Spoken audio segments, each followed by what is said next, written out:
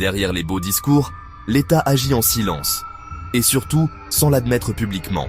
La première manœuvre, augmenter les impôts, mais sans jamais le dire clairement. Ils n'osent plus toucher à l'impôt sur le revenu, trop visible. Alors, ils récoltent autrement, discrètement. TVA plus élevée, taxes vertes, surtaxes sur l'énergie, frais administratifs. Chaque euro dépensé devient un euro taxé. Elles passent inaperçues, car elles se cachent dans les prix du quotidien, impossibles à éviter. Individuellement, ça paraît rien. Collectivement, c'est un siphon massif de richesse, du citoyen vers l'État. En même temps, un second piège se met en place, une avalanche de nouvelles règles et obligations. Officiellement, c'est pour protéger.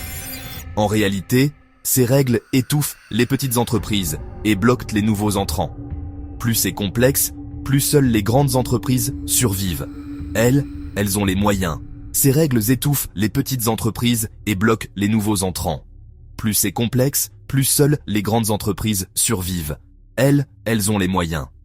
Pour les citoyens, changer de métier ou lancer une activité devient un parcours du combattant. Licence, frais, bureaucratie. Troisième levier, le contrôle de l'argent. Peu à peu, la vie financière devient totalement surveillée. Chaque transaction laisse une trace, et l'État veut les voir, toutes. Le cash disparaît, et avec lui, votre dernier espace de confidentialité financière. Ces mesures ne sont pas des accidents.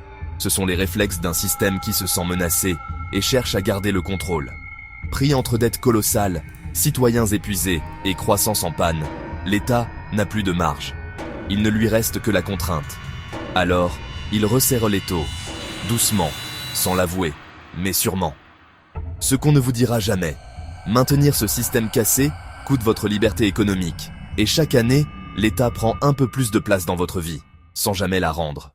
Voici la vérité la plus importante, et la plus cachée par l'État. Il ne cherche plus à réparer le système, il tente simplement de le maintenir vivant. On n'est plus dans la solution, on est dans les soins intensifs permanents. Leur arme, toujours plus d'argent injecté, pas partout, mais là où l'effondrement menace. Après des années de planches à billets, ils passent à des perfusions plus précises, subventions massives, plafonnements artificiels, aides ciblées, tout pour éviter que tout s'effondre d'un coup. Ne vous trompez pas, ce n'est pas de la croissance, c'est du colmatage. Ce sont des mesures d'urgence destinées à éviter des émeutes, pas à bâtir l'avenir. On choque le patient pour qu'il respire encore, même si la maladie progresse. Résultat, une économie artificielle, fragile, soutenue par du politique, pas par la réalité. Des pans entiers de l'économie ne survivent plus sans assistance de l'État. À force d'être assistées, elles perdent leur créativité et leur compétitivité. On crée une société assistée, entreprise dépendante, citoyens dépendants. Sans l'État, beaucoup ne tiendraient même pas un mois. Mais chaque perfusion coûte une fortune et gonfle la dette encore plus. On appelle ça soutien. Mais c'est surtout un moyen de garder la main sur l'économie. C'est l'État qui choisit désormais qui vit, qui survit et qui coule. Peu à peu, tout le monde regarde vers l'État, comme si c'était la seule source de prospérité.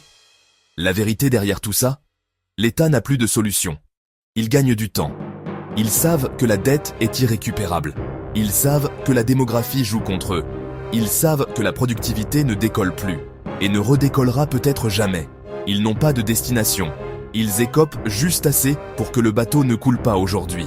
Ils gagnent du temps, rien de plus. C'est la vérité inconfortable. Le système n'est pas réparé. Il est maintenu artificiellement.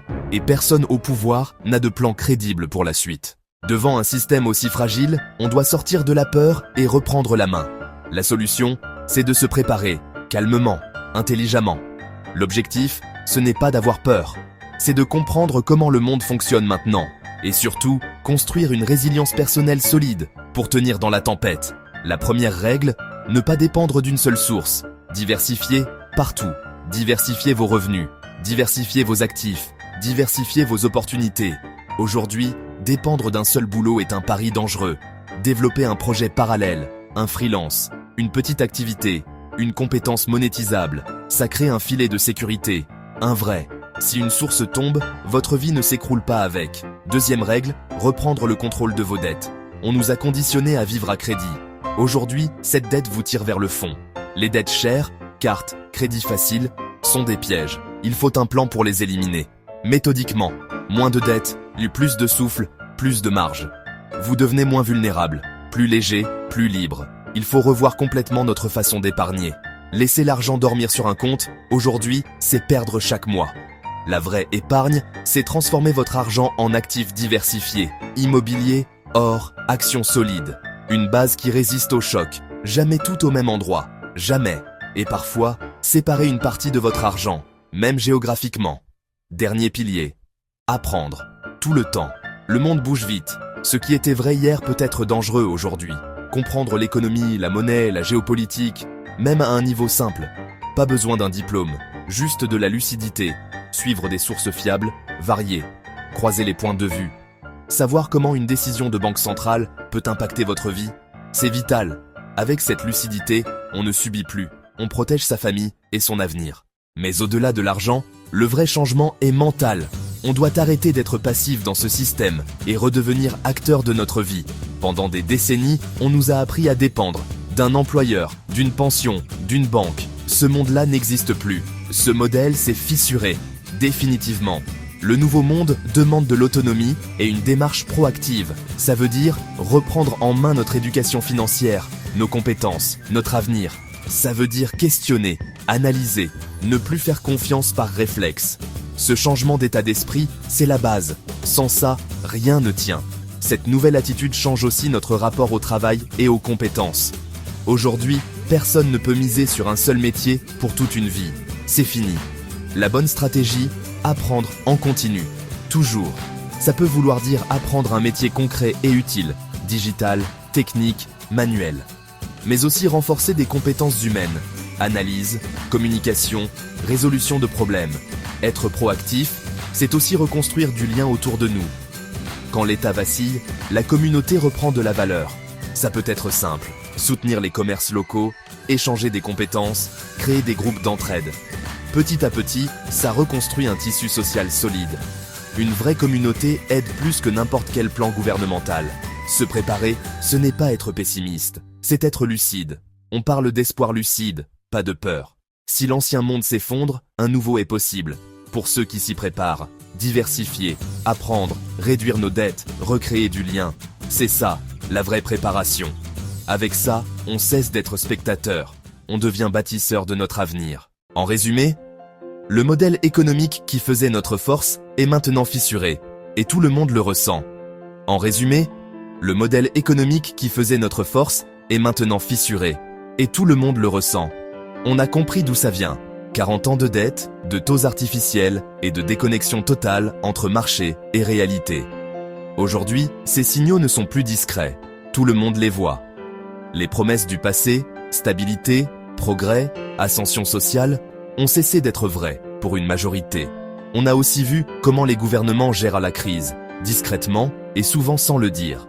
Ils repoussent l'inévitable au lieu de résoudre le cœur du problème. Et, au passage, l'État prend de plus en plus de place dans notre vie financière. La vérité, c'est que personne ne sait vraiment où va ce système. Ils essaient juste de le maintenir debout. Mais comprendre tout ça n'est pas une raison de paniquer, c'est au contraire un appel à l'espoir lucide. C'est au contraire un appel à l'espoir lucide. Voir le système tel qu'il est, c'est la première étape pour ne plus en être victime. La solution n'attendra pas des institutions. Elle commence chez nous. On peut agir. Diversifier nos revenus, diversifier nos actifs, réduire nos dettes, reprendre du contrôle, se former, comprendre comment l'économie fonctionne, ne plus suivre les conseils par défaut. Ce sont ces actions simples, répétées, qui créent une vraie résilience personnelle. C'est comme reprendre la souveraineté sur notre vie financière. La vraie transformation, elle est mentale. Agir avec prudence, lucidité et responsabilité devient non négociable. Les défis sont grands, mais ils cachent une opportunité d'évolution personnelle.